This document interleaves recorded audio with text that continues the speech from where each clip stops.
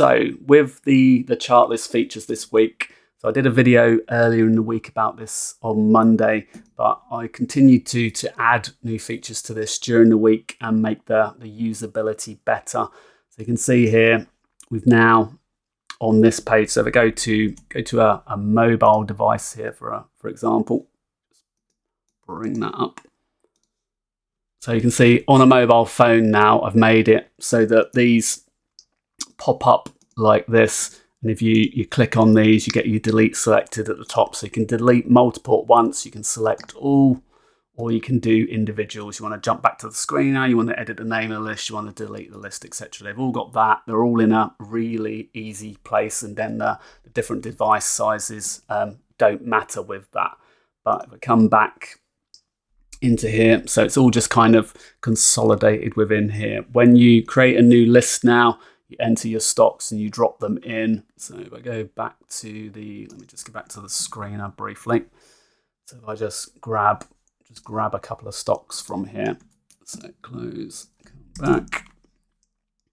And where are we? Chart lists. So if I create a new list in here, just, I don't know, temp 1, drop those in. Then I'll just change these to a couple of tickers that won't work, so I can show you what I did.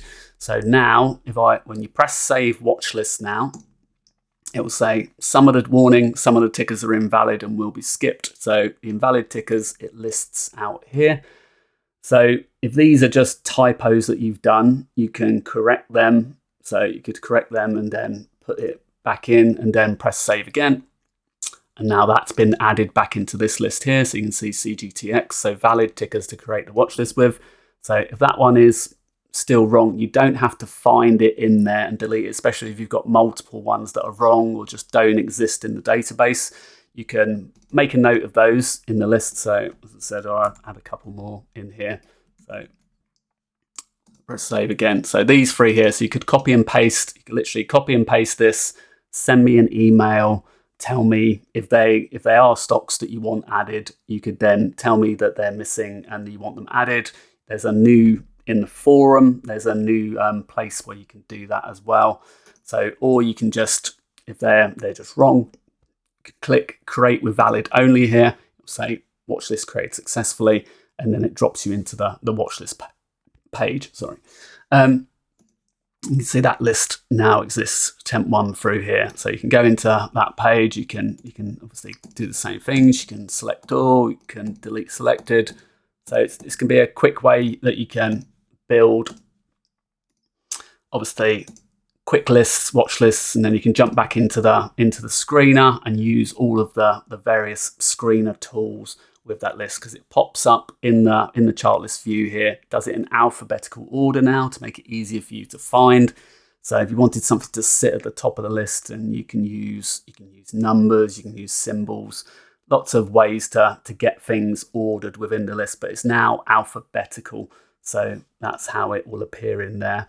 And then you've got this list through here, and you can then use all of the various metrics on the page. You can use more filters. So say you wanted to get rid of some that didn't have average dollar volume under 100 million per week, then you can then use the different filters on those. You're looking for inside bars. There's no inside bars there in terms of that. So etc. So that's one way that you can do that now with the chart lists. I'm going to be working more on the chart list features. I've got a particular idea for it that's a bit more complicated and is going to take me a little bit of time. But one of the things I do when I'm building my watch lists is I go through each one by one. So I'll run I'll run a preset list, for example.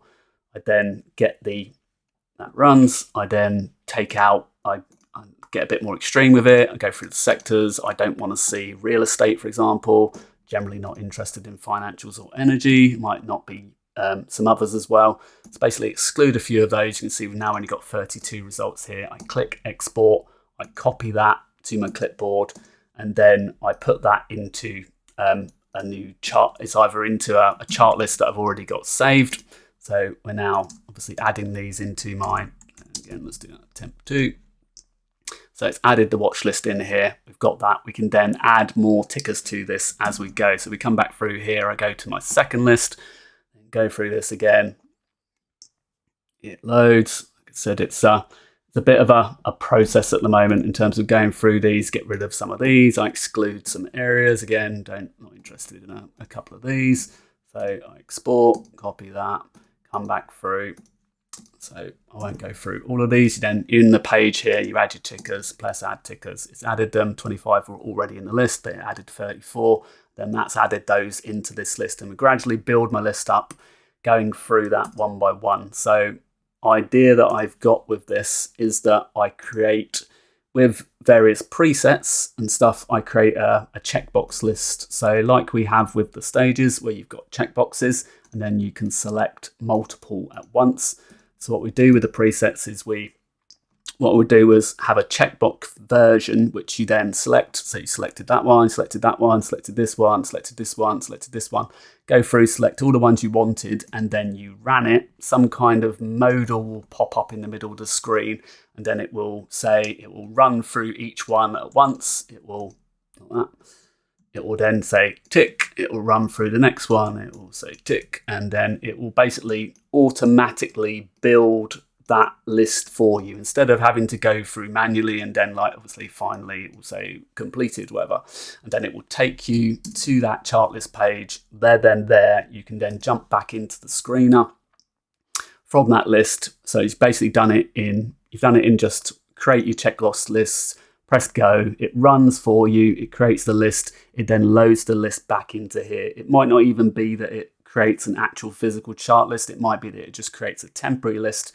And then you've got the option to, from that point onwards there, so you can say, actually, I want it to be a bit smaller. I want to get rid of even more stocks in terms of average dollar volume, or I'm only looking for stocks, if we've got any that are under, I'm only looking for SATA scores that are strong in the 6 to 10 range, for example. So you can use the filters on your already created list then. So you start off with a broader list, and then you can use the final filters to refine that even more. And then when we have the new mini charts with this as well, so if we come into the mini chart page, so you'll then from that page be able to quickly go through the mini charts, basically load up those, and then click and go to the main page of the individual stocks. So obviously your individual stocks, like when you're coming through to this page. So that's kind of my idea with that at the moment, is it will make making chart lists, watch lists a lot simpler by having an automated process, a bit like how developers do stuff where it's just running through a set of different tasks.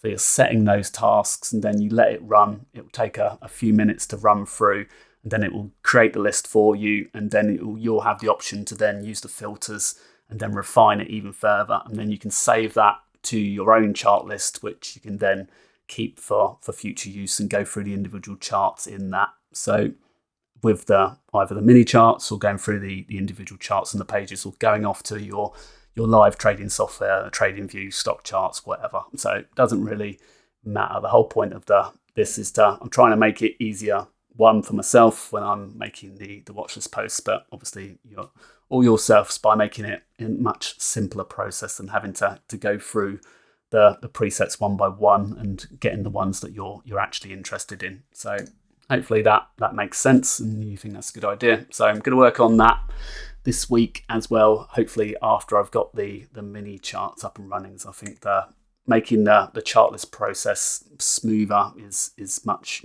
better. So hopefully that made sense to you in the chart lists now that you get those warnings. So I'll just run through that one more time in here. So if we come back into here, let me just grab a few stocks again. Chart lists. So when you create a new list, whatever you call it, let's call this temp free. So I'm going to delete these all in a minute. So like I said, if I add a few wrong tickers in here, you get this warning. It tells you which ones are invalid. Tell me about the ones that are invalid, if they are tickers that exist and you want them added. Obviously, if you've typed them wrong, then correct them and press save again. So But if they are invalid, then don't do that. Just click on create with valid only, and it will add, in this case, these 5 stocks. So create with valid only, watch list created successfully.